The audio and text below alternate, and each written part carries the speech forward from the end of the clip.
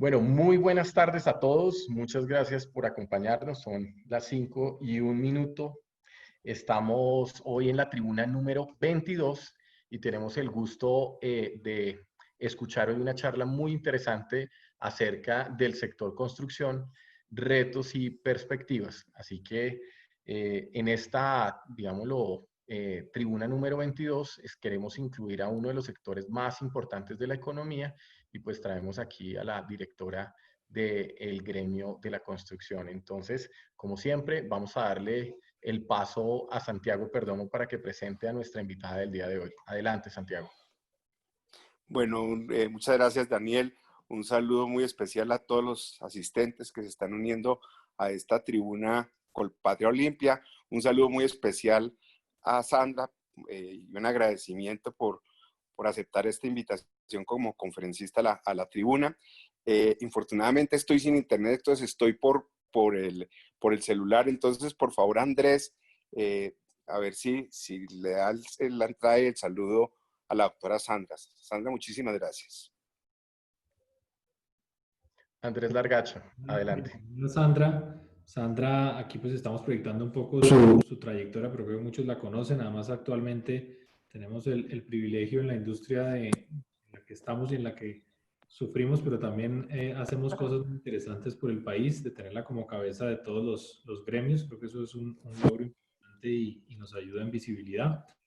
Y hoy Sandra viene con un tema muy interesante, es la reactivación vía la construcción de vivienda. Como todos sabemos, este es un sector que impacta tiene un impacto muy importante en el empleo. Es una de las herramientas que tiene también el gobierno fiscalmente vía subsidios para ayudar en esa reactivación. Y somos unos convencidos de que este sector va a ayudar a que la reactivación después de este coronavirus sea mucho más rápida y podamos recuperar la trayectoria que traíamos. Entonces, pues, bienvenida Sandra y por favor adelante.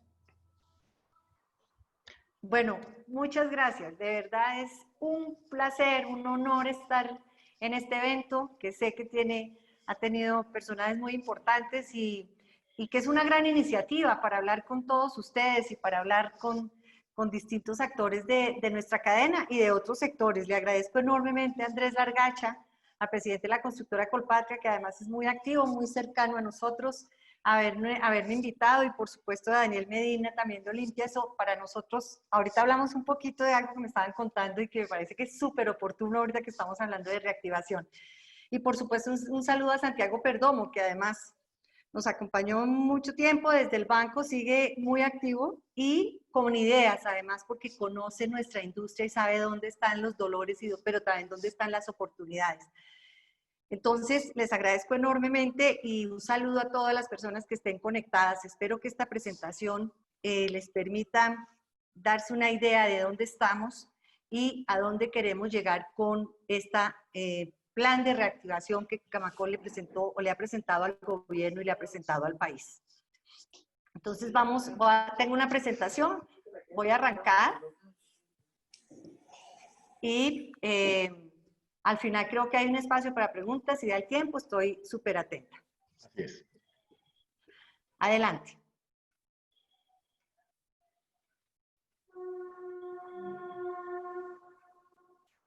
Entonces, la presentación tiene 3 partes. Un poco es muy importante, aunque puede sonar como demasiado ya trillada la información, pero es muy importante que conozcamos los efectos en el sector, porque eso es lo que nos marca nuestra línea base para hablar de una reactivación. Segundo, cómo nos fue en el retorno de las actividades, cómo va el balance actual, porque nos tenemos que ir midiendo. Ahorita es muy importante la mirada mes a mes para ver dónde estamos y cómo vamos avanzando. Y termino con lo que es como el mensaje central que yo les quiero dejar hoy y compartirlo además, porque nos interesa conocer opiniones y además que muchos actores de la cadena se apropien de este plan de reactivación. En cuanto a los efectos de la emergencia, pues básicamente tuvimos efectos negativos muy, muy fuertes sobre la dinámica sectorial. Tuvimos efectos inmediatos y efectos de corto y mediano plazo. Y es importante tenerlos los dos en cuenta. Claro que tenemos que, digamos, atacar de alguna manera lo que nos está implicando esto en el inmediato plazo, pero también mirarnos en el corto y en el mediano, y el mediano de cara a que cuando salgamos del ajuste que tenemos y de esta coyuntura, no nos podemos dar el lujo de salir para volver de pronto a caer, sino tener una actividad sostenible en el tiempo. Vamos avanzando. Y básicamente lo que estamos... estos efectos inmediatos, ustedes los conocen, pero por eso decía yo, es muy importante que los tengamos presentes porque es nuestra línea base para la reactivación. Lo primero, un primer trimestre muy duro para nuestro sector, una contracción del PIB de edificaciones de menos 16.5, eso fue el primer trimestre de este año, fue de los sectores que más caímos, pues somos nosotros, y con una particular, o más bien con dos explicaciones. Uno, aumentó el área el área paralizada, 46% del área en proceso de construcción estuvo paralizada al cierre de marzo, y disminuyó de manera importante el área iniciada. Entonces, o la iniciación de proyectos, y eso, pues esa es la sumatoria que nos lleva a ese menos 16.5. Ahora, ¿cómo nos fue o cuál fue el impacto? Porque este es el impacto, digamos, en PIB, pero también era importante ver cuando hablábamos o cuando el gobierno decide el aislamiento obligatorio preventivo, que era además necesario y que lo acompañamos desde Camacol. Esa decisión la acompañamos y nos preparamos. Entonces, nos preparamos para reiniciar, quiero decir, nadie se estaba preparado para el aislamiento. Frenamos o dejamos de actividad, cesamos actividad en 2.600 proyectos de construcción de edificaciones, algo así como 2.000 en vivienda y el resto eran proyectos de otros destinos, en cese de actividades, y 3.500 salas de ventas cerradas. Eso necesariamente tenía que tener un impacto en lo comercial, que ahorita lo vamos a ver, y una reducción de 460.000 puestos de trabajo directos en el sector en mayo del 2020. Avancemos. Ahora, estos son los efectos inmediatos. Si miramos lo que implica esto en corto y mediano plazo, hay 4 elementos que quiero compartir con ustedes. Uno, una menor demanda efectiva. Claramente, con el impacto que esto ha tenido en el empleo, ese aumento de desempleo, eso impacta necesariamente. Eso tiene que ver y va a tener una relación directa con nuestra demanda efectiva. Ahorita miramos cómo se puede mitigar eso. Y una caída en la intención de compra. El tema de confianza, ustedes han visto las cifras de Fedesarrollo y han visto también la intención de compra, cómo se ha afectado. La intención de compra en vivienda. Ahí hay una cosa que es importante y es que ha ido mejorando, no vamos a cantar victoria, pero ese impacto inmediato fue inmediato y vamos a ver los efectos en el corto y mediano plazo.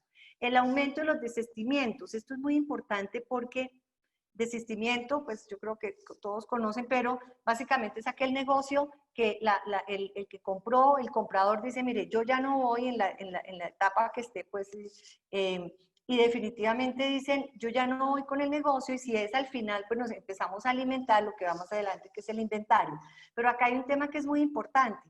Los desistimientos no es que hayan crecido, lo que ha crecido es como la percepción. Nosotros tenemos una encuesta con los constructores, con una base, una muestra muy buena de constructores, donde dicen, mire, no están desistiendo, pero los clientes sí hablan de eso. Dicen, no sé, tengo incertidumbre, no sé qué pueda pasar con mi trabajo, creo que puedo tener unos cambios en el nivel de ingreso, no sé cómo me vaya a ir con el crédito, y eso empieza pues a enrarecer el ambiente, y esos son los efectos a los que debemos estar monitoreando para ver cómo los contrarrestamos. Lo que quiero decir es, ahí está en el ambiente, pero no se ha materializado y esperamos que no se materialice, y si es así, tener cómo podemos contrarrestar esto.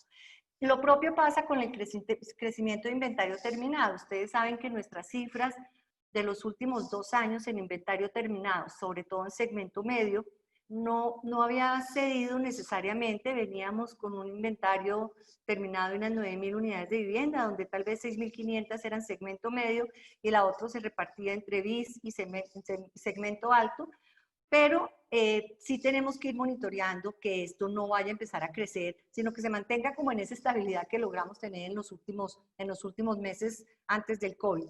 Ahí un gran riesgo que podemos tener, o lo que puede generar esto, es el no cierre financiero del hogar. Ahí se vuelven fundamentales los subsidios. Y no es que dependamos permanentemente de los subsidios, sino que para los hogares, que son subsidios a la demanda, es lo que nos permite a los hogares el cierre financiero.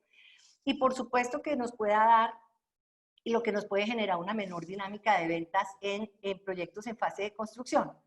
Pero esos son los efectos que podemos ver de corto y mediano plazo.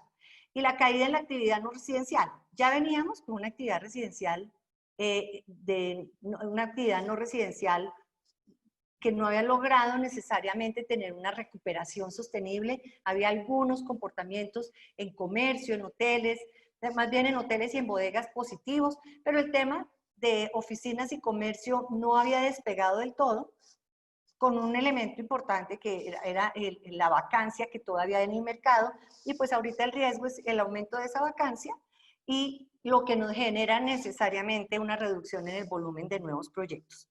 Entonces, con estos efectos, paso a lo que es el segundo punto.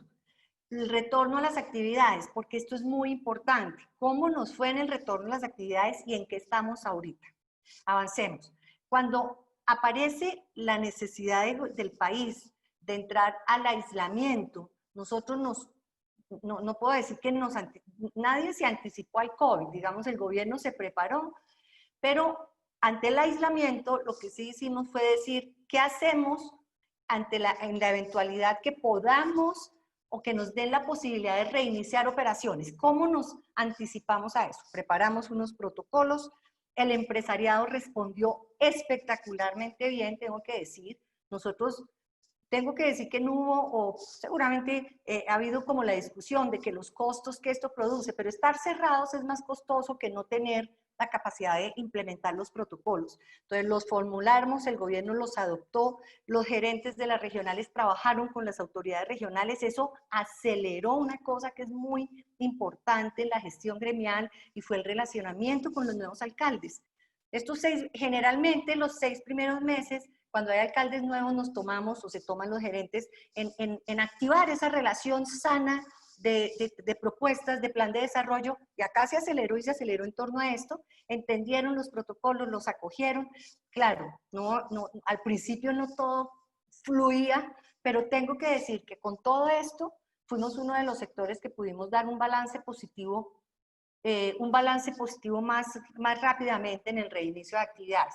Hubo diferencias entre ciudades, tenemos un país heterogéneo y eso se refleja en esto. También teníamos un protocolo por sector, pero empezaron a aparecer como algunos elementos en algunas ciudades, pero el balance después del 27 de abril, que fue cuando arrancamos, es 98% de los proyectos activos, 90% de las salas de venta operando. También nos anticipamos porque el protocolo incorporaba salas de ventas, sabíamos que se iban a demorar un poco, pero ya abrimos salas de ventas.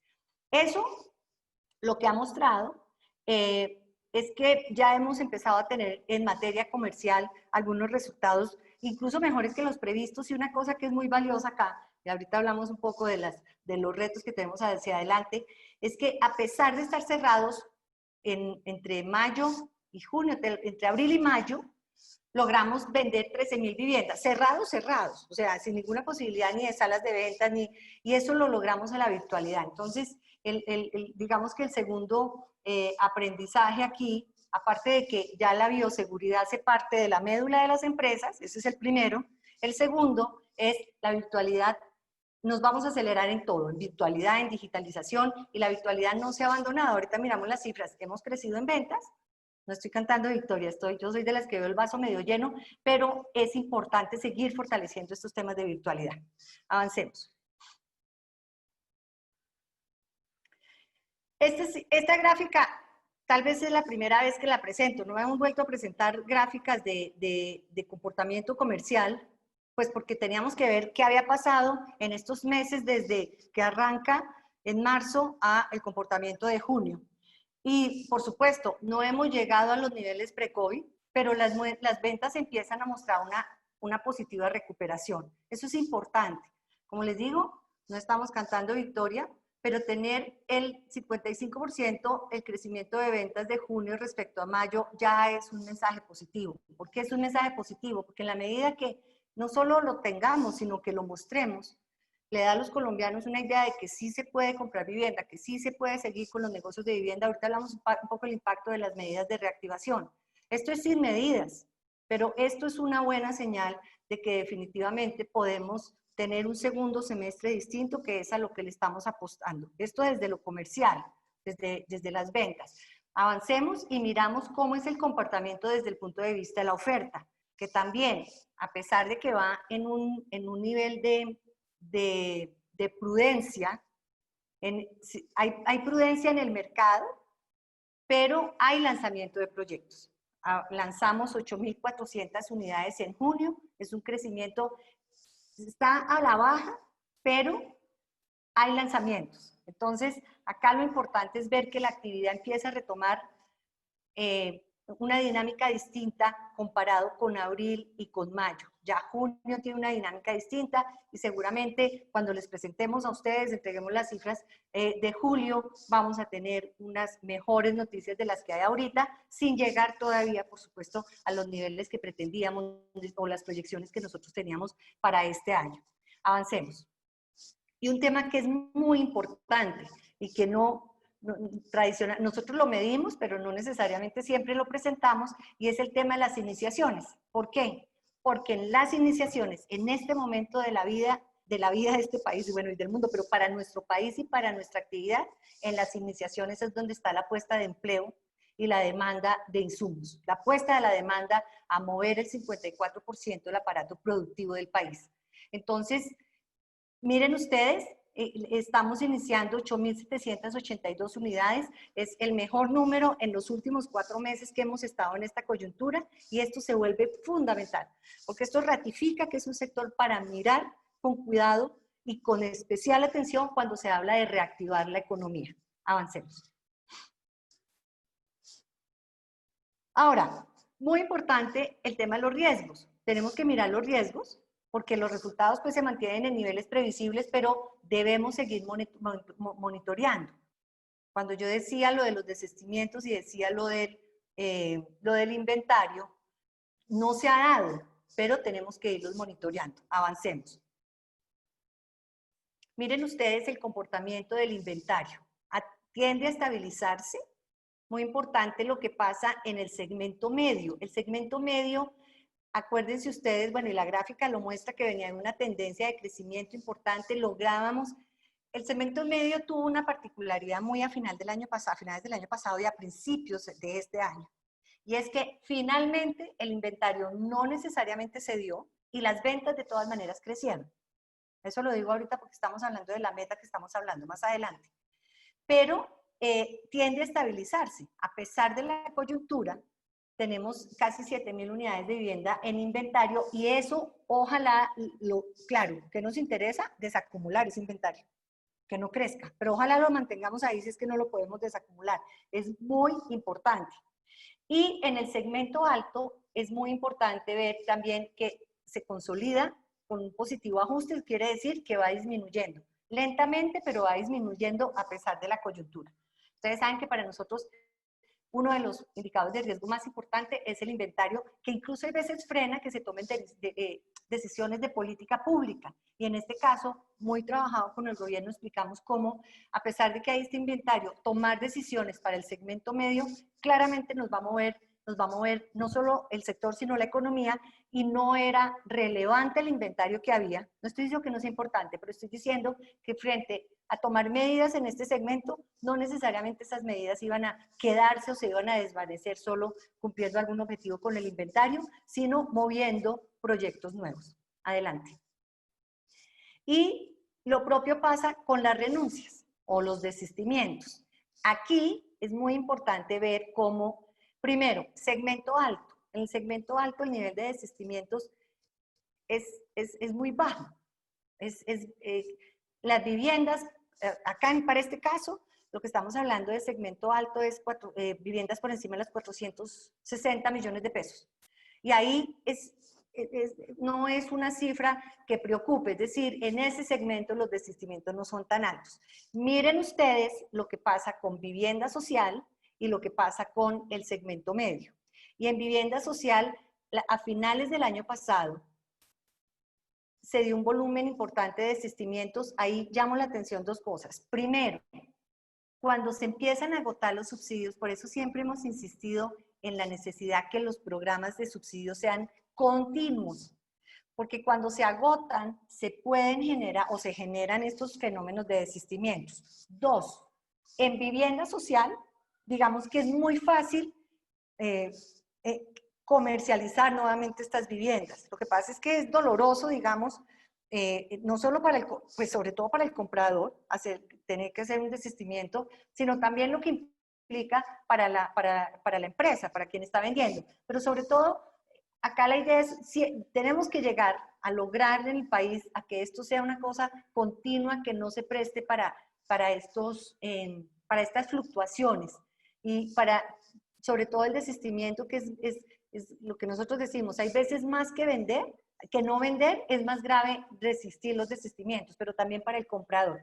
En eso, en vivienda social. Y en el segmento medio, empezamos a ver, se dan cuenta ustedes, también empezamos a tener como una recuperación, así como crecimos en las ventas en segmento medio a finales del año pasado, a pesar de tener un inventario terminado, se empezó a mover comercialmente este segmento y a principios de este año, pero claro, ya en abril empieza a haber un comportamiento que no es el que quisiéramos y aunque no es de impacto, como les digo, sí toca irlo monitoreando para que esto no vaya a crecer. Mucho de las medidas es para frenar este tipo de fenómenos que se puedan dar.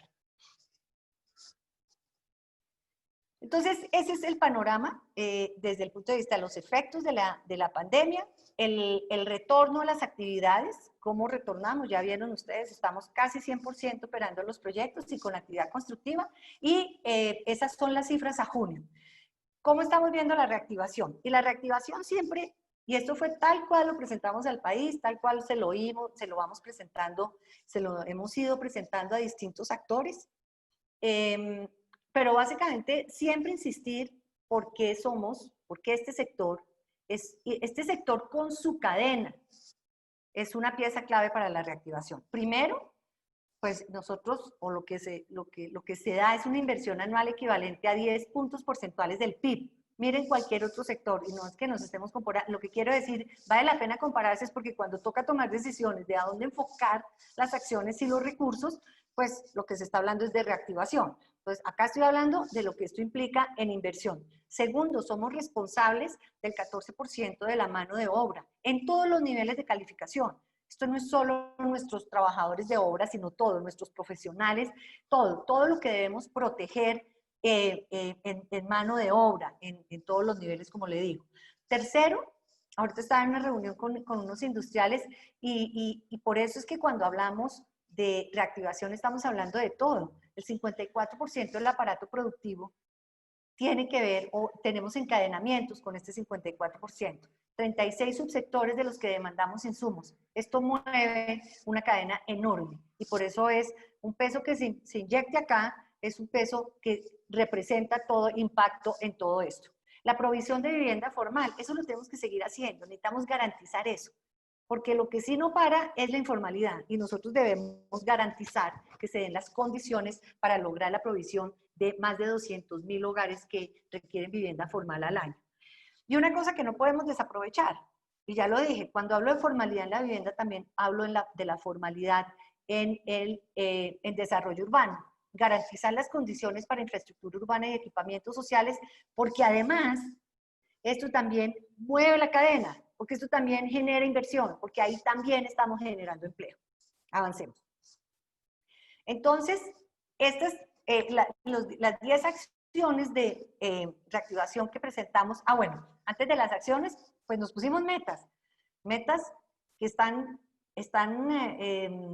calculadas, incorporando la historia de cuando se logran tener estas iniciativas, cuando podemos avanzar en las iniciativas, pero claro, con un componente de algo de incertidumbre que es lo que nos tiene o lo que nos ha generado esta coyuntura.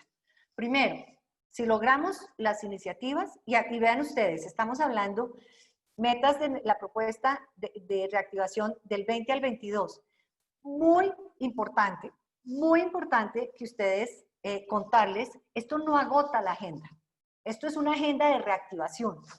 Esta es una agenda en la mayoría de las iniciativas que van a ver, son iniciativas que son, como decimos nosotros, mangos bajitos, y hay tal vez un par, unas 2 o 3 dentro de las 10, que lo que hacen es abonar el terreno para que sigamos adelante, más lo otro que tenemos de agenda gremial. O sea, esto no agota la agenda, pero tampoco podemos desestimar que necesitamos elementos o, iniciativas que den un startazo fuerte y nos permitan hablar de generación de empleo y de crecimiento económico, incluso desde este segundo semestre que estamos empezando.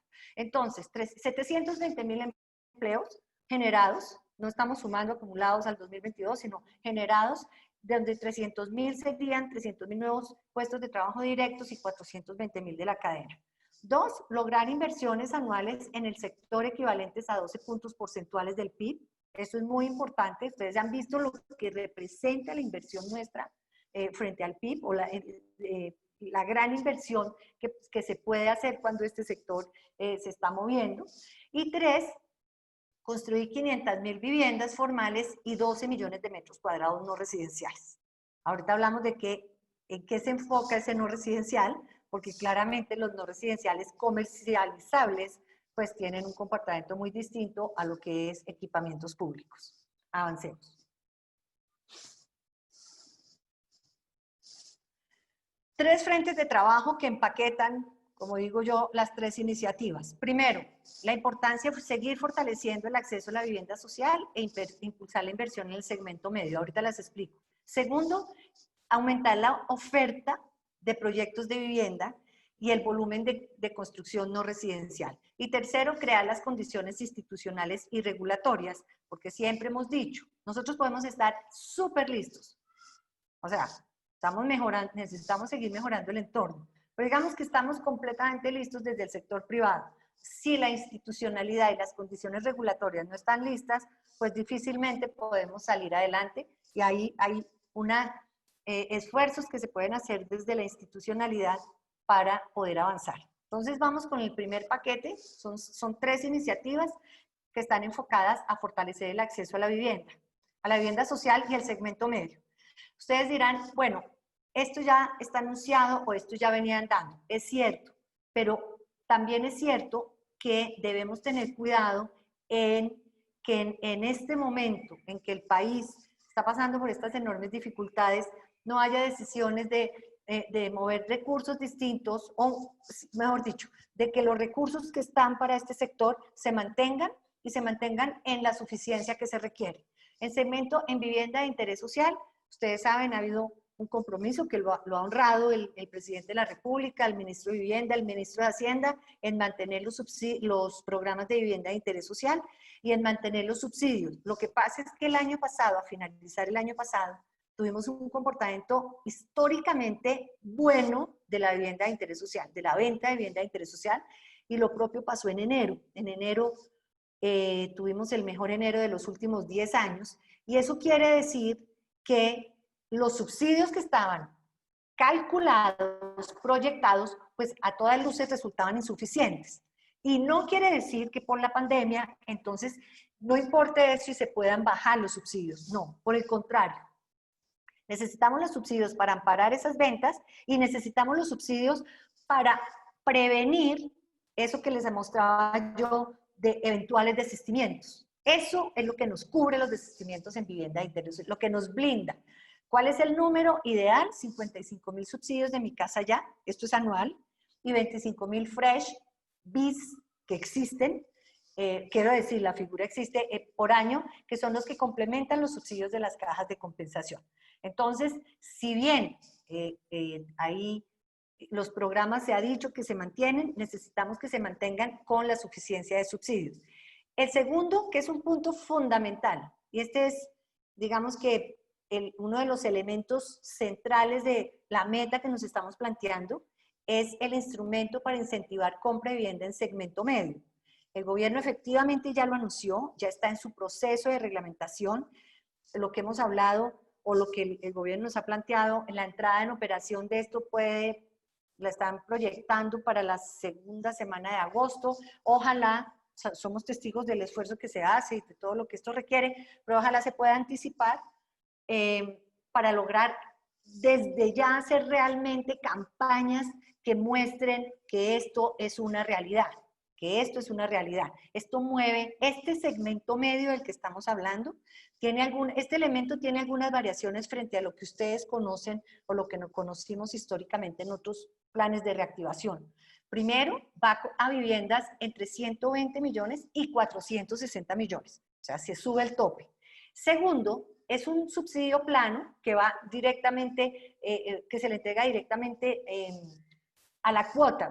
Lo que quiero decir es que no va por puntos de la tasa de interés, sino que es 440.000 pesos, creo que esa es la cifra más o menos, 440.000 pesos directos a la cuota. Entonces, digamos que eso, para contárselo a los colombianos, es infinitamente valioso, porque es muy atractivo para una familia que va a comprar una vivienda de 200, 250 millones de pesos, que le digan que por 7 años va a tener un abono de 440.000 pesos a la cuota que tiene con su crédito hipotecario. Eso es muy importante, eso tiene un impacto enorme, y eso pues no solo logra la reducción de la cuota mensual de financiación, sino que necesariamente nos mueve las ventas. Este segmento, ustedes ven alguna reflexión que se hacía, no, es que esto se va a ir para el inventario. Lo que pasa es que lo que estamos acá, estamos hablando, ustedes ven la cifra, 7.000 viviendas terminadas por vender. Entonces no iba a mover, claro que va a mover. En la medida que nosotros salgamos de eso, podemos iniciar nuevos proyectos, pero acá lo importante es que esto fortalece ventas.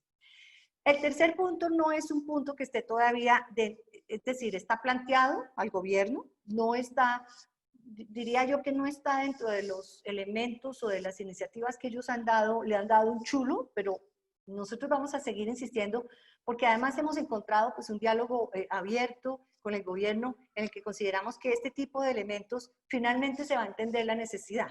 Fortalecer el acceso al crédito hipotecario o al leasing habitacional mediante garantías crediticias del Fondo Nacional de Garantías. Es súper importante. Asegurar esto, lo que nos asegura es la financiación de la vivienda, bis y no bis. ¿Y por qué? El punto 1 y 2 no son una realidad si los hogares no acceden al crédito. Y ahorita más que nunca necesitamos garantías que cambien el perfil de crédito del hogar y le permitan su acceso a ese crédito hipotecario. Las garantías, ustedes saben, existen, el Fondo Nacional de Garantías tiene los productos, para BIS existe, para no BIS requiere unos ajustes. Acá lo que necesitamos es lograr eso, los mecanismos, capitalización del fondo, incluso hay algunos actores del gobierno que han hablado de otras posibilidades, pero se vuelve fundamental, porque ya vieron ustedes que tanto el 1 como el 2 nos blinda ante los eventuales riesgos que podamos tener en el segundo semestre y hacia adelante, desde el punto de vista de la vivienda social y de la vivienda no social, pero adicionalmente nos va a mover lo que a nosotros nos interesa y es lograr la comercialización, acortar ojalá los ciclos comerciales en la medida que hayan estos apoyos y logremos hacer la iniciación de los proyectos.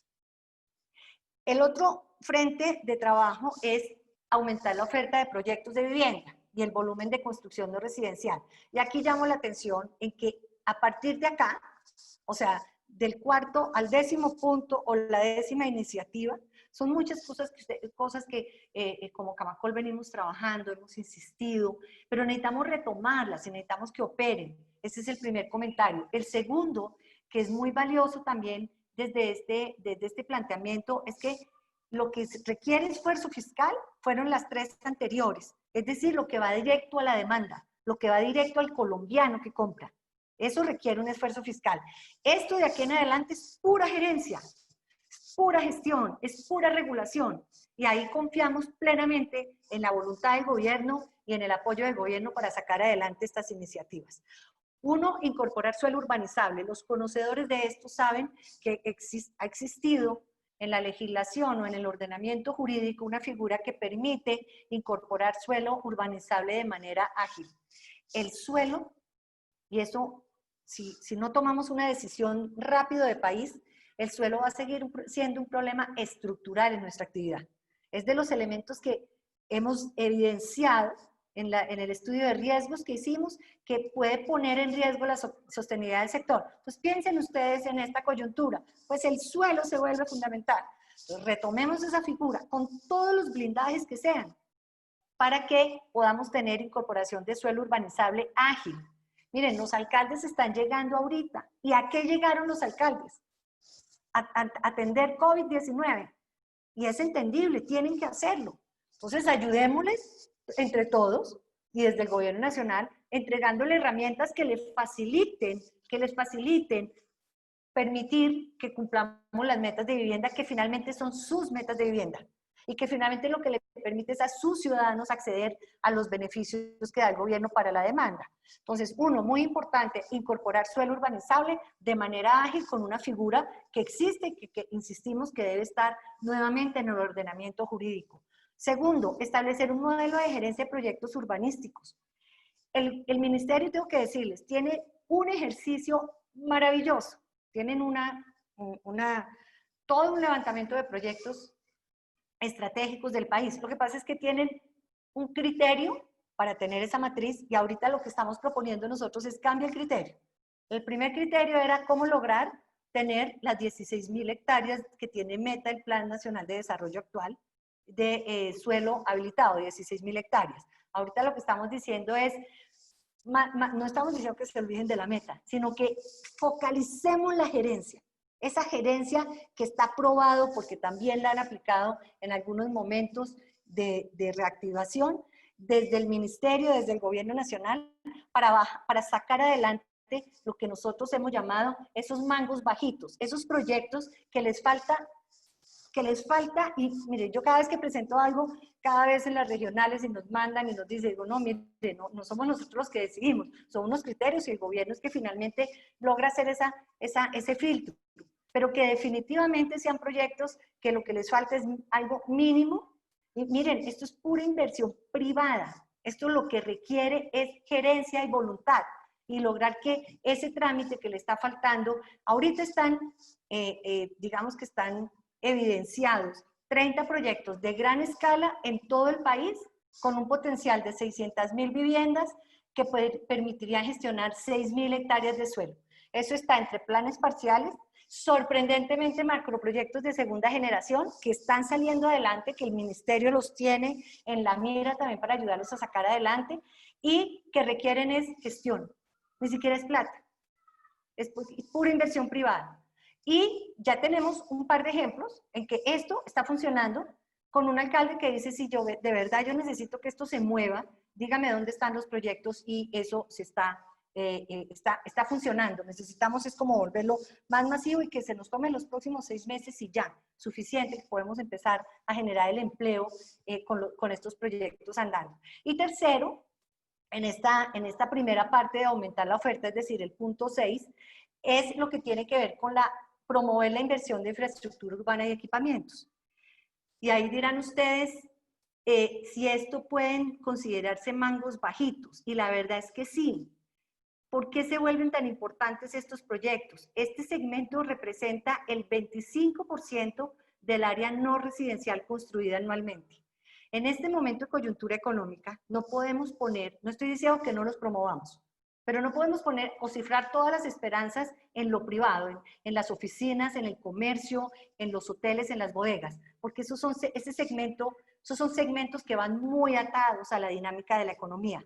Pero aquí, con alcaldes nuevos, con la necesidad de hacer cierres financieros para los colegios, los centros de atención a la primera infancia, las bibliotecas, que también las construyen ustedes, nuestros empresarios, es muy importante buscar esos elementos de financiación que les podrían ayudar a sacar adelante estos proyectos. Mucho con recursos de regalías, en eso estamos trabajando para que eso realmente sea una realidad y buscar otras fuentes que le permitan o le faciliten a los alcaldes sacar adelante estos proyectos. Estos proyectos no se pueden quedar empantanados porque, como les digo, representan el 25% del área no residencial que tienen un valor agregado importante, que también generan empleo y que también demandan insumos. Avancemos.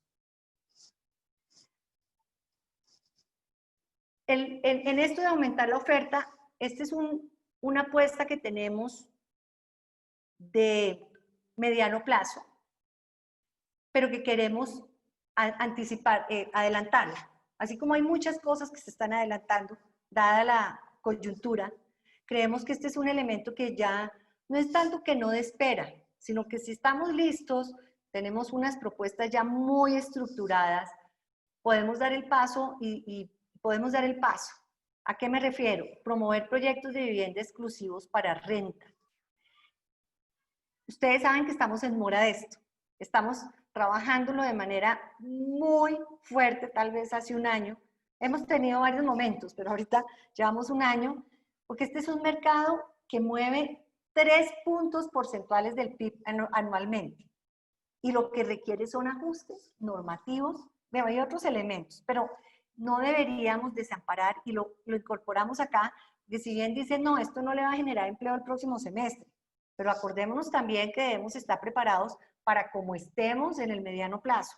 Y este es un elemento que puede blindar enormemente algunos de los impactos fuertes que podamos tener ante el eventual crecimiento de los desistimientos, que ojalá nos podamos blindar, ante el eventual crecimiento del inventario y tener cómo gestionar. Y acá hay una cosa que es muy importante, es que seguimos siendo un país de hogares que viven en condición de arrendamiento.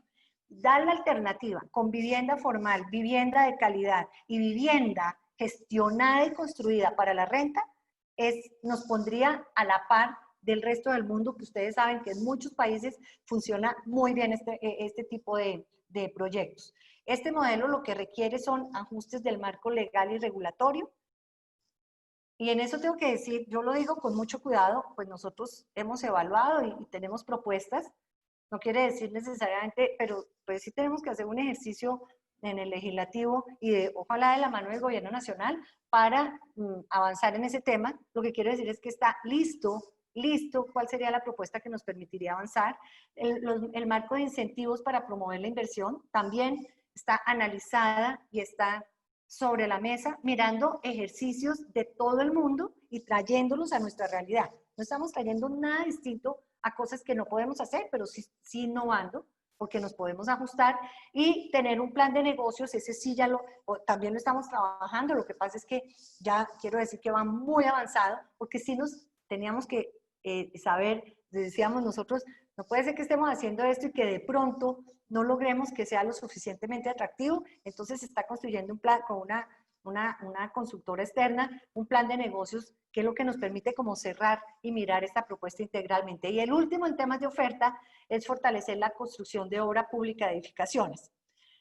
No es el punto 6, el punto 6 va enfocado a cómo lograr el cierre financiero, la financiación de estos proyectos, cómo ayudar a los alcaldes. Pero lo otro, y lo digo con todo el cuidado y todo el respeto, es que de nada sirve si tenemos la financiación si no logramos hacer una inversión eficiente de estos recursos, eficiente, transparente y ágil.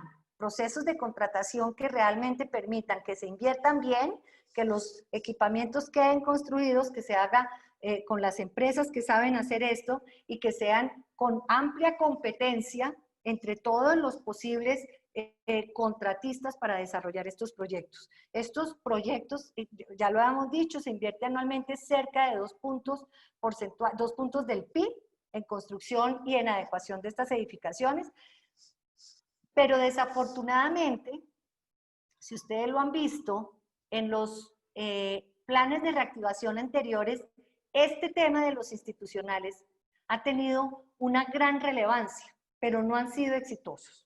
Y acá lo que estamos diciendo es listo, hagámoslos, pero hagámoslos bien. Primero logremos que tengan los recursos los municipios, pero además de eso, hagámoslos bien. Estamos ya trabajando un plan de un proyecto de pliegos tipo con el gobierno nacional. No quiere decir que vamos a esperar, o sea, estas edificaciones hacen parte de lo que vamos a contabilizar y a promover entre nuestros afiliados para que haya participación, para que quede en manos de los mejores, pero sí queremos aprovechar la coyuntura, como les digo, para salir mucho más productivos y mucho más competitivos, y este es uno de esos elementos. O sea, arranquemos ya con el tema de pliegos tipo, logremos que esa inversión, que esos 2 puntos del PIB, realmente esa inversión sea una inversión hecha de buena manera y quede en manos de los mejores y no siga siendo solo un tema de pleitos de un lado y del otro. Y termino esta parte ya termino las 10 iniciativas con las últimas 2. Y les voy a decir, esto no tiene nada de novedoso. Yo creo que Santiago Perdomo, siempre que hablamos dice, oiga, ¿qué vamos a hacer con este tema? Pero como estamos hablando de reactivación, de algo que tiene que ser inmediato, el tema de la institucionalidad es mucho más que esto, tengo que decir. La institucionalidad tiene que ponerse, o tenemos que trabajar. Yo no quiero ser irrespetuosa porque también conozco, y ustedes conocemos todos de primera mano los esfuerzos del gobierno. Pero en este momento de coyuntura, por ejemplo, temas como la ineficiente operación de las oficinas de registro de instrumentos públicos, pues nos ha marcado un problema gigante desde el punto de vista de lo que eso implica para los hogares colombianos, para los constructores y para los bancos. Es que es toda la cadena afectada. Entonces, ¿por qué lo tenemos en un plan de reactivación? Porque pues finalmente esto lo vamos a trabajar, o esto ya se lo presentamos al gobierno. Hemos sido testigos de la voluntad de la ministra de Justicia, del ministro de Vivienda, en este tema. Pero desafortunadamente necesitamos realmente que esto sea más efectivo. Miren, nosotros entregamos en promedio 15.000 viviendas nuevas en el país. Eso requiere una operación de verdad que esté a la altura de un sector que se mueve en esta dinámica. Cuando el país estuvo cerrado, que fue en tema como de los 2 primeros meses, quedamos como con 20.000 viviendas sin entregar. Y suena como si este no fuera un problema, pasó de ser un problema marginal a volverse un problema estructural. 4 billones de pesos, de esos 3 billones de pesos en los bancos esperando ser desembolsados. 20.000 hogares tratando de llegar de pasarse a sus viviendas y dejar de pagar arriendo. El presidente desde el 27 de abril, es decir, cuando sale el decreto ley que permite reiniciar actividad a el sector, a nuestras obras y a la cadena y a los insumos y a todo, tomó también la decisión, porque lo hablamos con el ministro, de que abrieran las oficinas de registro. Y no ha sido posible. Están abiertas, sí, yo no estoy diciendo que no. Pero entre eso y que estén operando, y ahí hay un cuello de botella enorme que nos tiene en un problema gravísimo, porque adicionalmente hay empresas. Ustedes saben que las empresas, nuestro tejido empresarial es un tejido variado, y hay empresas que tienen un problema enorme, una plata ahí pendiente. Y esto lo que quiero decir es, en reactivación, esto tiene que moverse. Esto ya lo estamos trabajando. Tengo que decir que la voluntad del superintendente casi que nos tiene día a día reportando, nosotros reportamos, pero eso debería funcionar. Eso debería funcionar sin que estemos el desgaste administrativo allá y acá. Ahí también tengo que decir, tenemos un proyecto planteado ya, nos está apoyándonos de manera muy fuerte la Consejería para la Competitividad del Sector Privado, para avanzar en cómo volver esto realmente un sistema moderno y que haya continuidad. Miren, nosotros desde lo privado siempre nos preparamos. Nosotros, cualquier regulación que nos ponen, estamos listos. Pero del otro lado necesitamos reciprocidad. Necesitamos que también la institucionalidad está lista. Ahorita estaba hablando con Daniel el tema de la firma, de la firma digital. Estamos listos. Lo que necesitamos es que todo esto opere virtualmente y digitalmente, y este tipo de procesos o de procedimientos, nosotros creemos que es muy fácil llevar a eso. Es que se requiere mucha voluntad, y lo que nosotros hemos evidenciado es que hay voluntad del alto gobierno, pero pues hay cosas que todavía toca manejar. Entonces ahí es muy importante aprovechar esta coyuntura para que realmente haya un ajuste, una modernización y una prestación de un servicio público al que tienen derecho los colombianos, el servicio público registral, de manera mucho más eficiente y efectiva. Y termino con el tema de implementar la estrategia de simplificación de trámites. Ustedes saben, siempre nos van a oír con eso, un sector que han visto todas las virtudes que tienen desde el punto de vista de generación de empleo, desde el punto de vista de desarrollo social, desde el punto de vista de desarrollo económico, que se enfrenta mínimo a 50 trámites para el urbanismo y la construcción, porque representamos la formalidad, pues podríamos ser muchísimo más eficientes. Las ineficiencias en trámites, lo que está medido, lo que tenemos nosotros medido, representan o le cuestan al sector cerca de 2.5 billones de pesos anuales. Entonces, dirán ustedes, ¿esto sí será reactivación? Sí, Porque miren que ustedes que de los 30 proyectos que estamos diciendo que están identificados, lo que les falta es un trámite. ¿Dónde? Hay de todo. Pero eso lo que queremos es aprovechar y que salir de esta coyuntura más fortalecidos, salir más productivos, salir, si ya tenemos como tener, si ya hay, por ejemplo, Olimpia que nos contaba, firmas digitales, pues trabajemos en ese sentido para los trámites. Eso es muy importante. Salgamos para ser más competitivos. Por eso decíamos, hay unos proyectos, o hay, de las 10 iniciativas, hay unas más inmediatas para mitigar el efecto inmediato, y hay otras que seguramente se van a implementar o vamos a ver sus resultados en el corto y en el mediano plazo, porque además necesitamos salir de esto y ser sostenibles en el tiempo. No podemos darnos el lujo de salir, recuperar cifras y en el 23 eventualmente desaparezcan algunos de estos beneficios, algunos de estos elementos y volver a caer en nuestras cifras. Yo termino acá mi presentación. Nuevamente agradezco la invitación a Colpatria, a Olimpia, y estoy atenta. Si hay espacio para preguntas, pues estoy atenta a resolverlas. Si tengo las respuestas y si no, las consigo y las mando después. Claro que sí, Sandra, muchísimas gracias, de verdad. Excelente presentación y gracias por compartirnos una radiografía y los retos del sector. Yo quiero puntualizar algunos temas que me llamaron la atención. Primero, la importancia del sector de la construcción en Colombia, 10% de la inversión del PIB y el 14% de la mano de obra. Esto creo que marca, digámoslo, un elemento que pone al sector dentro de las primeras conversaciones del país.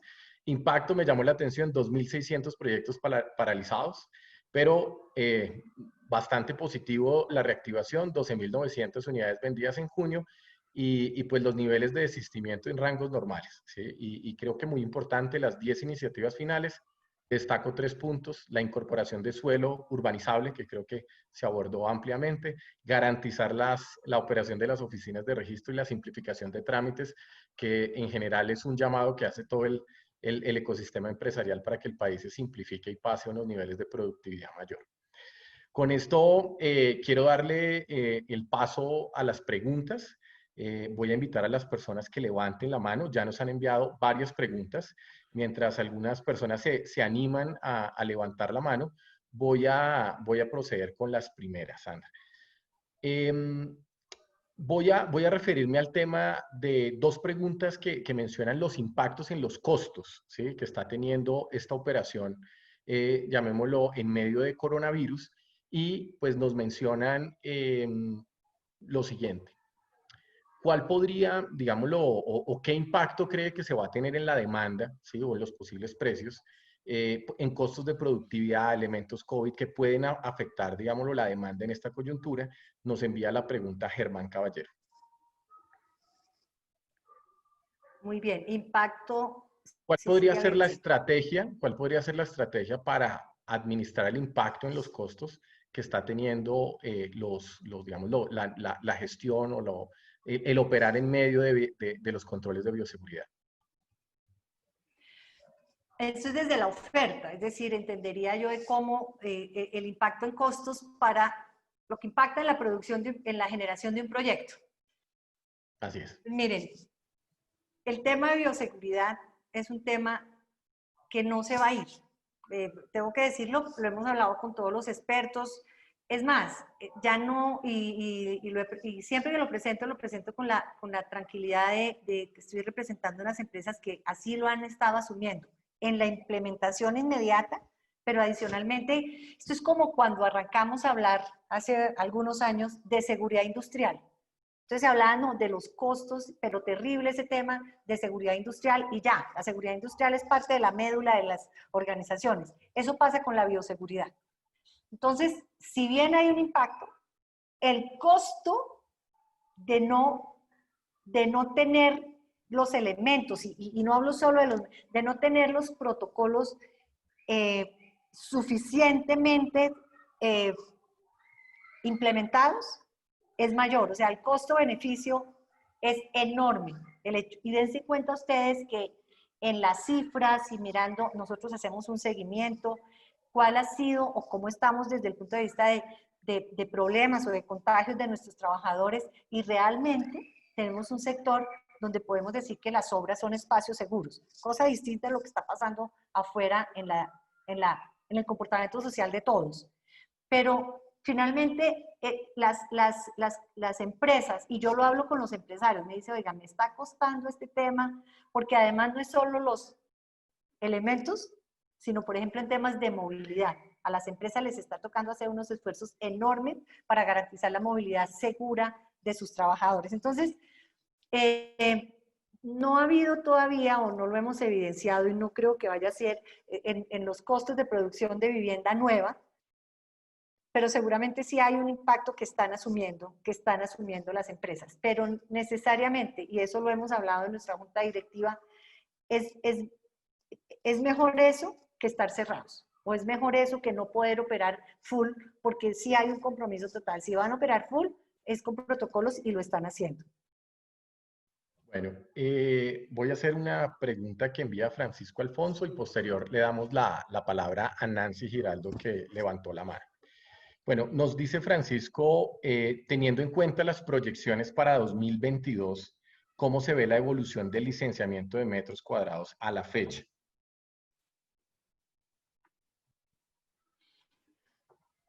Bueno, nosotros veníamos en temas de licenciamiento,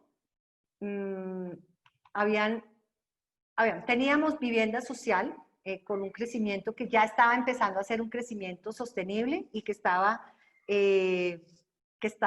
correspondía un poco a esta dinámica. Acuérdense que nosotros prevendemos, y después en esa etapa arranca el proceso de licenciamiento. Entonces, muy en línea con lo que veníamos viendo en vivienda social, que era una recuperación o más que una recuperación, fue como un salto que se dio a finales del año pasado. Bueno, veníamos 5 años creciendo, pero a finales del año pasado hubo un salto enorme. Ahí hubo un proceso de licenciamiento importante. Y nosotros creemos que eso, por cualquier bache que vaya a tener, de todas maneras vamos a irnos recuperando. Eso en vivienda. En otros destinos, como digo, y eso va muy en línea con lo que hablábamos sobre la posibilidad de si se van a iniciar nuevos proyectos. De hecho, había algo de licenciamiento también en recuperación, pero no había sido sostenible y no vemos que en otros destinos vaya a haber una recuperación. Pero sí en los últimos 12 meses lo que hemos visto es una tendencia a una recuperación en el licenciamiento, y ojalá con estos incentivos logremos que haya una dinámica comercial que permita que ese licenciamiento mantenga esa dinámica esa tendencia a crecimiento. En vivienda, en otros destinos en lo comercializable, sí difícilmente vamos a tener crecimientos. No creemos que vaya a haber crecimiento en licenciamiento de esos otros destinos. Gracias, Andrea. Voy a darle la palabra a Nancy Giraldo. Nancy, adelante. Estamos reiniciando el audio de Nancy.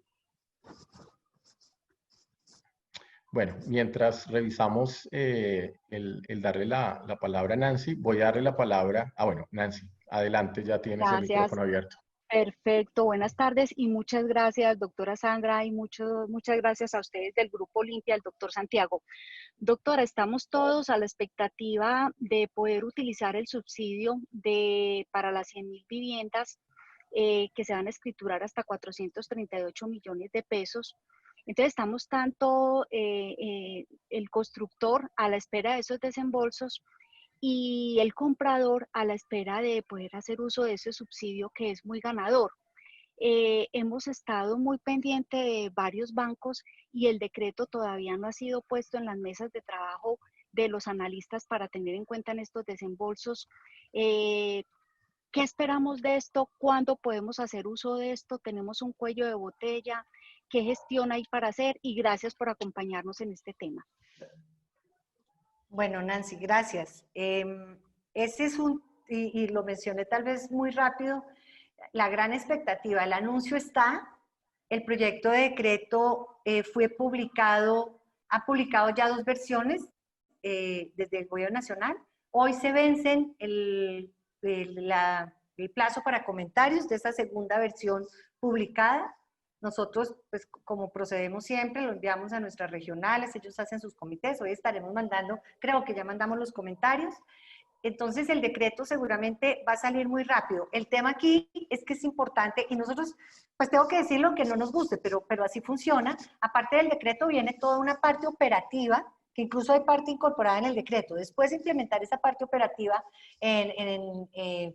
con los distintos actores, pues también se toma un tiempo. El plazo máximo que nos ha dado el gobierno es segunda semana de agosto. Quisiéramos que se anticipara porque conocemos, y en eso yo soy súper cuidadosa, a que a cada buena acción tiene su castigo y no quisiéramos vernos así como desde Camacón, porque para nosotros la verdad, el haber hecho el esfuerzo de los 100.000 subsidios para la novis es un esfuerzo enorme que está haciendo el gobierno.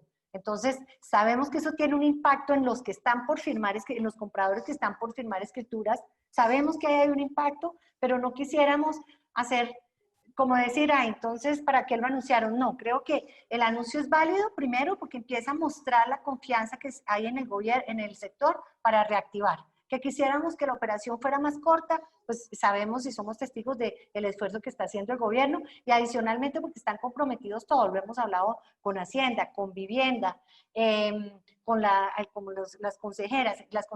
Entonces, eso seguramente va a ser segunda semana de agosto, estamos haciendo todo y el trabajo conjunto con el gobierno para que ojalá se pueda anticipar la entrada en operación full de ese incentivo que, como tú dices, es súper atractivo para los compradores. Bueno, gracias. Voy a darle la palabra en este momento a Marta Lasprilla. Muy buenas tardes, Marta. Gracias por acompañarnos y tienes el micrófono abierto. Gracias, Daniel. Muchas gracias. Sandra, un placer saludarla y agradecerle por la presentación que, como siempre, estuvo excelente. Y la mejor noticia es lo que usted muestra, que la recuperación es muy grato escuchar que el comportamiento y la recuperación ha sido tan rápida y en cierta forma inesperada. Qué bueno que los miembros del gremio se han movido como se han movido. Una pregunta, Sandra, y es cómo se han comportado los precios de las viviendas bis, no bis, cómo está el tema de los precios, cómo se está moviendo. Gracias, y gracias, Santiago. Bueno, muchas gracias. Y Marta, un saludo. Qué pena, me tomo un gran saludo a Marta. Hace rato no nos vemos, pero bueno, al menos la estoy oyendo. Un gran saludo para ti también. Los precios muy estables, y ya veníamos con esa estabilidad de los precios. En vivienda social, bueno, están amparados o controlados, digamos, por ley, pero hemos tenido, y en la novis, pues ha habido una estabilidad de los precios ya en los últimos, ya no estoy hablando ni siquiera de meses, sino estoy hablando tal vez en los últimos 2 años, y lo que sí vemos es una perspectiva en que esto se mantenga, esta estabilidad en los precios, pues se mantiene. Nosotros siempre hemos insistido cuando estamos en un escenario más o cuando hablamos para el comprador, decimos, mire, no, que el problema es los precios están súper estables, el tema es siempre dejar el mensaje, la valorización sigue, es un activo seguro, pero los precios son estables y por eso hemos insistido también en otros escenarios, que por eso vale la pena hacer el esfuerzo de comprar, porque son precios que están estables y que creemos en la perspectiva que tenemos que se van a mantener así, ¿no? Sin aumentos de precios que debiliten la demanda y que además no permitan aprovechar estos esfuerzos que hace el gobierno, pues no es un escenario ni en el que estemos ahorita ni en el que nos veamos en el futuro. Bueno, muchas gracias. Hay una pregunta en el chat. Tenemos varias personas que están alzando la mano. Ya les voy a dar la palabra, pero quiero también transmitir una pregunta del chat que hace Hernando Villegas en relación a la vivienda bis. ¿Sí? Lo que describe es que mediante las leyes 1537 de 2012 y 1753 de 2015, las ventas de vivienda bis crecieron vertiginosamente. Actualmente, el artículo 91 de la ley 1753, que permite la incorporación de terrenos al perímetro urbano para vivienda bis, tiene vigencia hasta el 31 de diciembre de este año. Y pregunta si Camacol ha planteado al gobierno la expedición de una nueva ley que facilite la reactivación de estas viviendas, ya que son el 70% de las ventas de la vivienda en Colombia. La pregunta es... Si Camacol está planteando alguna iniciativa para extender. Para la vigencia de la reincorporación. Así es. Es el punto 4 de nuestras 10 iniciativas, ya ves el orden. Tenemos 3 frentes de trabajo, el de la demanda, que son los subsidios, y el de la oferta, que es acelerar el inicio y el aumentar el volumen de proyectos de vivienda, de proyectos de vivienda en general. Y el punto 1 de ese frente de trabajo es incorporar al ordenamiento jurídico la posibilidad de incorporar suelo, pero no viéndolo solo para la vivienda social, sino en general para todos los segmentos de vivienda, para actividad económica, para los otros segmentos. Está en el punto 1 de nuestras propuestas. ¿Con qué?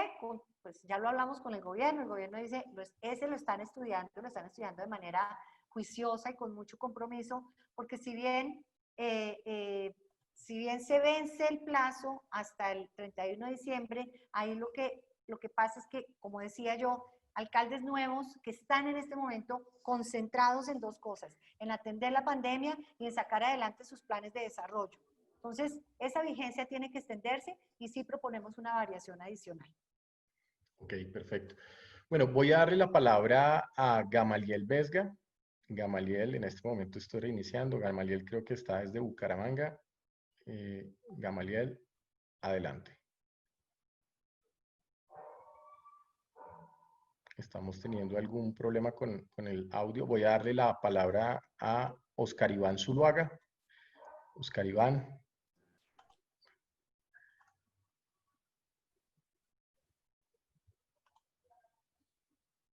Oscar Iván, adelante. ¿Ahí me escucha? Daniel, sí, gracias. Doctora Sandra, muy amable por su presentación. Un saludo muy, muy especial. 2 preguntas muy concretas. La primera, ¿cuál es la posición de Camacol con el tema del catastro multipropósito? Que sería fundamental para el tema del desarrollo de la vivienda en todas esas opciones que usted nos plantea. Y la segunda, ¿qué opina la propuesta que leímos de Bruce McMaster el fin de semana sobre la contribución solidaria del sector privado para ayudarle al gobierno a extender el ingreso solidario? Obviamente el sector de la construcción, que es muy intensivo en mano de obra, tendría un componente muy importante en esa propuesta. Muchas gracias. Bueno, doctor Oscar Iván, un gusto también saludarlo y muy complacida de que esté en este evento. Sobre catastro multipropósito, tengo que decirle que hemos sido desde Camacol, desde los inicios de la iniciativa, unos impulsadores, hemos presentado propuestas, somos unos convencidos de la necesidad del catastro multipropósito.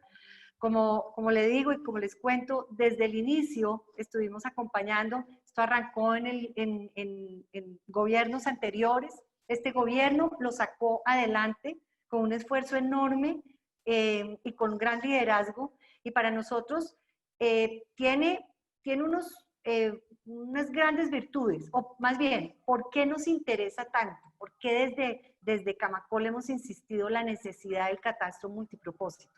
Porque tiene muchas virtudes, más allá de lo que puedan lograr los alcaldes desde el punto de vista fiscal, en la actualización de sus catastros, desde fortalecer la institucionalidad.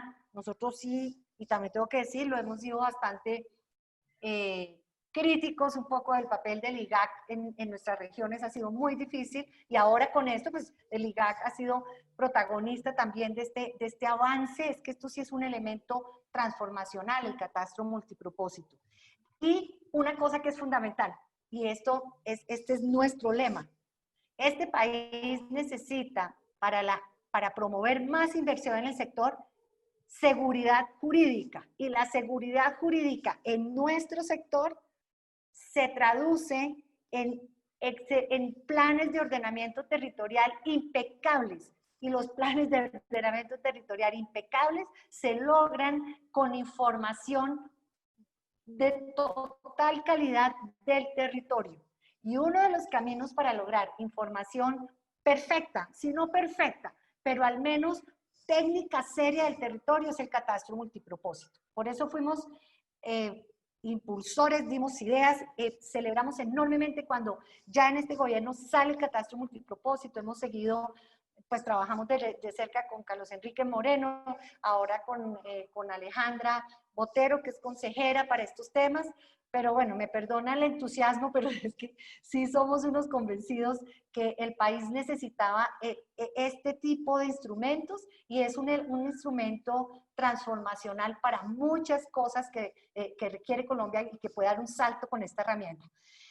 Sobre la propuesta, sobre lo que plantea usted, la propuesta que hizo el presidente de la ANDI, seguramente yo no quisiera entrar a profundizar en este tema, además porque requiere análisis en detalle, claro, mirar cuál es la situación de las empresas, seguramente, y es un objetivo, y en algún momento Bruce me contó el tema, pues más bien un empresario, y Bruce, sí, seguramente el país va a tener un segundo semestre muy difícil, pero claro, es una propuesta que está sobre la mesa, que tendrá que evaluarse también de cara no solo a lo que nos espera este segundo semestre, sino también a las condiciones, la situación de las empresas en el segundo semestre del año, que ya tuvieron un primer semestre muy complejo. Creo yo también que una de las maneras y usted lo acaba de mencionar, un sector como el nuestro, que responde por el 14% de la mano de obra del país, donde está la ayuda para esos trabajadores es en mantener el empleo y en generar más empleo. Y eso se logra con, o al menos nuestra apuesta es con las 10 iniciativas que les estamos contando hoy, que ya le presentamos al país y al gobierno. Gracias, Sandra. Voy a hacer una pregunta que nos envía Rodrigo Pacheco y posteriormente le damos la palabra a Juan Pablo Villegas. Entonces, Rodrigo nos escribe que, pues, en relación a uno de los 10 retos que se plantean es incorporar suelo urbanizable, ¿sí? Rodrigo pregunta, ¿qué se puede hacer desde el sector privado para apoyar esta iniciativa de lograr el suelo urbanizable? Miren, la ventaja es que el esfuerzo acá desde lo público es gestión. El sector privado lo que hace, lo ha hecho de manera juiciosa en la mayoría de los casos, es presentar información, estudios serios, sobre todo eso, porque esta iniciativa de la incorporación de suelo tiene que ser una iniciativa que cumpla con unos parámetros que le sirvan a las ciudades y a los municipios. Ahí es donde ha habido siempre la gran discusión. ¿Es que ese es el suelo que se tiene que incorporar? Pues miremos cuál es el suelo que por modelo de ordenamiento se tiene que incorporar, pero hacerlo ágilmente. El privado tiene una cosa valiosísima y es que tiene la capacidad de soportar las decisiones o de apoyar al sector público con estudios, con información. Ese es el papel. De resto, es pura gestión pública lo que nos permite lograr un instrumento como ese, que es la incorporación ágil de suelo. Pero claro, ¿dónde están las prevenciones? Y lo digo yo aquí abiertamente, que cuando esta figura existió, en algunos momentos no era necesariamente el suelo o que requería el municipio o que permitía el desarrollo de los proyectos que realmente estaba demandando la población mirándonos regionalmente. Entonces ahorita hagamos esos análisis, pero incorporemos el suelo. Es que sin eso, nuestro problema, el tema del suelo es un problema estructural y lo queremos volver, que deje de ser un problema estructural, que siga siendo estructural, pero no un problema, sino como una oportunidad. Perfecto, muy, muy claro. Voy a darle la palabra a Juan Pablo Villegas. Juan Pablo. Adelante, Juan Pablo. Buenas tardes, buenas noches a todos, buenas noches, doctora Sandra. Le quería preguntar algo. Nosotros, pues, es evidente que como sector somos clave en la economía del país, pero a su vez estamos de pronto un poco rezagados en temas de tecnología e innovación. ¿Usted cómo cree que este tema va a potencializar ese aspecto más allá de las ventas digitales, pues que obligados nos tocó hacerlo? ¿cómo cree que este tema nos va a cambiar? Y sobre todo me gustaría ser específico en el tema de tecnología e innovación, que yo creo que hay mucho camino por recorrer.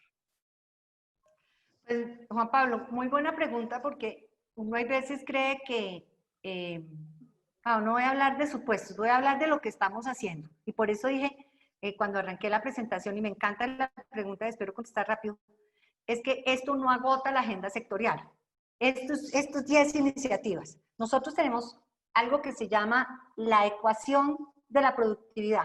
Y esa ecuación de la productividad tiene metas de década y tiene 4 frentes de trabajo soportados en lo que llamamos los cimientos. ¿Los cimientos qué es? Institucionalidad fuerte y seguridad jurídica.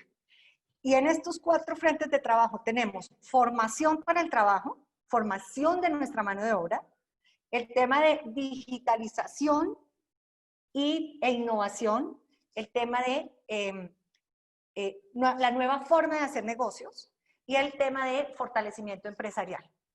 Y en todas estas, ¿y cuál fue el camino que cogimos desde el punto de vista de avanzar en la productividad?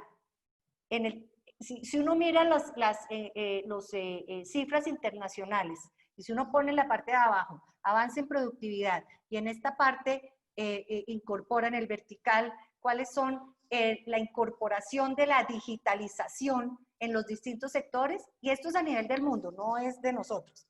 La construcción está, mejor dicho, tenemos grandes oportunidades de mejora. Entonces, parto de eso para decir que el camino de la digitalización y de la incorporación de la tecnología que nosotros adoptamos, y también lo hicimos por recomendación de los estudios con McKinsey, porque lo ha mostrado el Fondo Monetario Internacional, es el BIM. Y el camino del BIM es además transversal al resto de los frentes de trabajo para la ecuación de la productividad.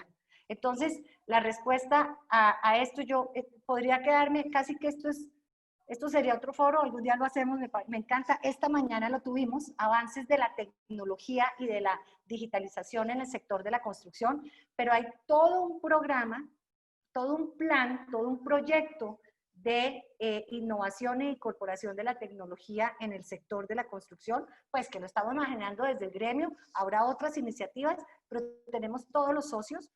Creamos el BIM Forum Colombia, hacemos parte de la red de BIM Forum Latam y del resto del mundo, y te invitaría a que mires esto, porque esto, lo que nos obligó, y tienes toda la razón, más allá de las ventas virtuales, pero lo que sí es una realidad es que esto nos aceleró muchos procesos, y si no aceleramos esos procesos, nos vamos a quedar, como decía, como lo he repetido, ahorita es reactivación, pero tenemos que a partir del 23 ser sostenibles.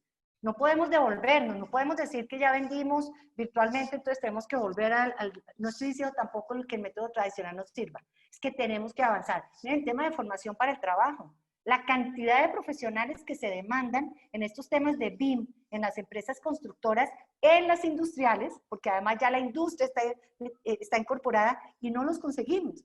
Y eso no puede pasar, formación para el trabajo.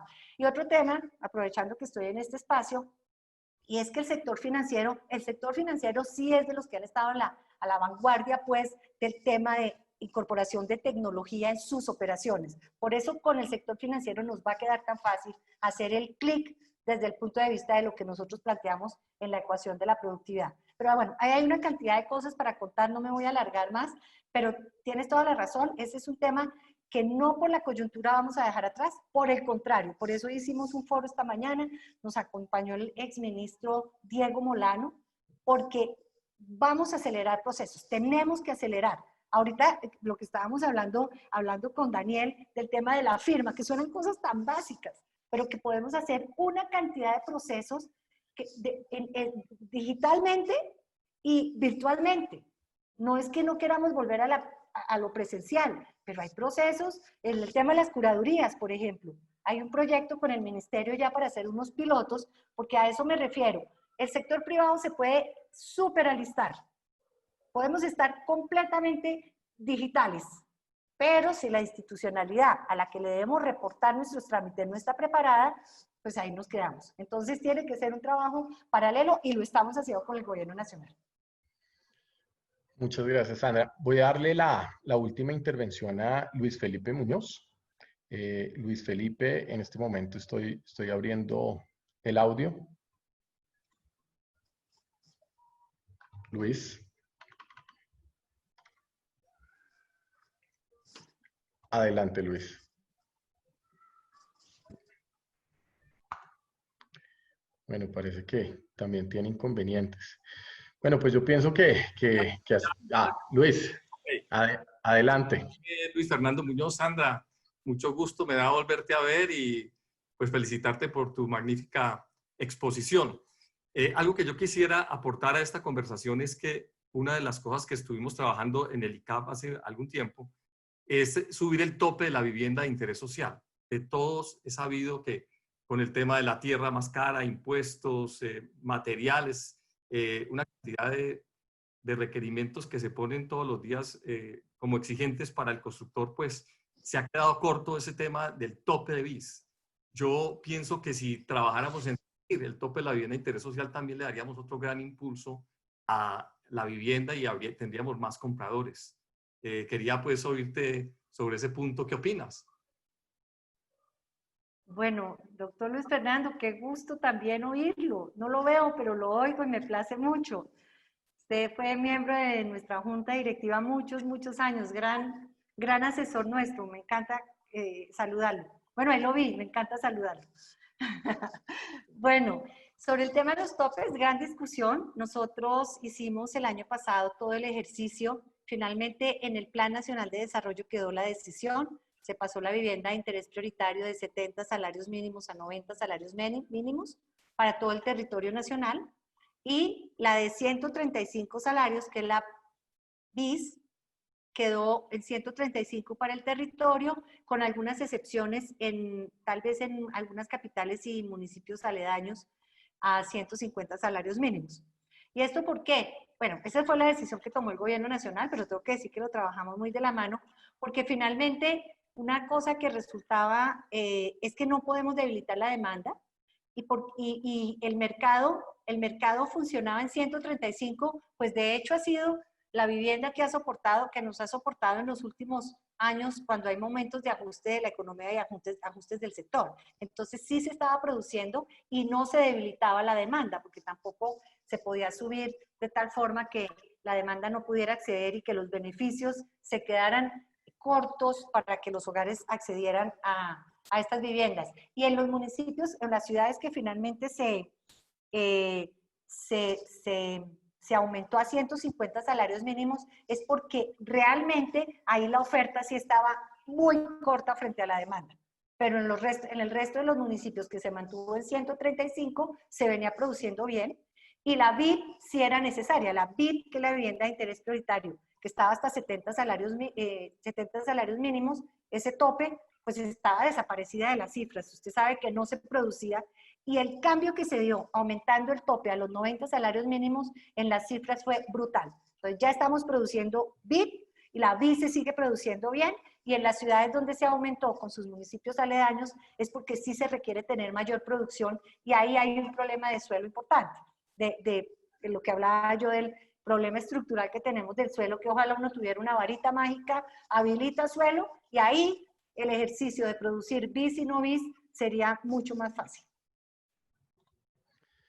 Sandra, pues muchísimas gracias de verdad por la conferencia. Muy interesante, muy concreta, precisa. Muy buenos comentarios hemos recibido en el chat. Para cerrar, solo pues me comprometo a que trabajemos en pro de que la firma digital sea un elemento de transformación del sector constructor, y seguramente tendremos conversaciones en las siguientes semanas para encontrar cómo podemos facilitar la transformación del sector y de los ciudadanos al participar en estos procesos que tienen que ver con el sector. Voy a darle la palabra para el cierre a Andrés Largacha. Andrés, adelante, el micrófono está abierto. Bueno, Sandra, muchas gracias, robándome frases del chat, una charla muy clara, directa, al grano, y creo que soy muy efectiva en qué andamos. Desde Colpatria, agradecerte que nos has acompañado, reiterarte el apoyo que como grupo tiene su ente en Camacol, pero ahora aprovechando la presidencia del Consejo Gremial, pues aún más en una coyuntura tan relevante para Colombia y que debemos salir sin duda con el apoyo del sector empresarial. Entonces, muchas gracias a todos los asistentes, como siempre, muchas gracias por acompañarnos.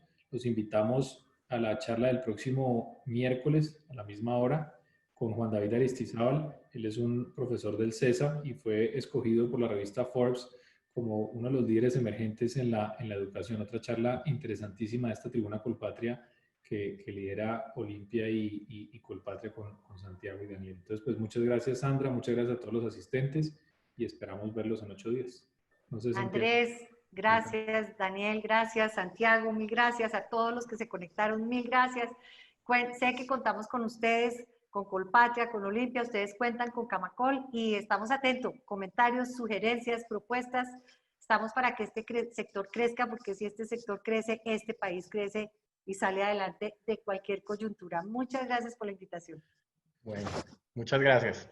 Feliz noche para todos. Gracias.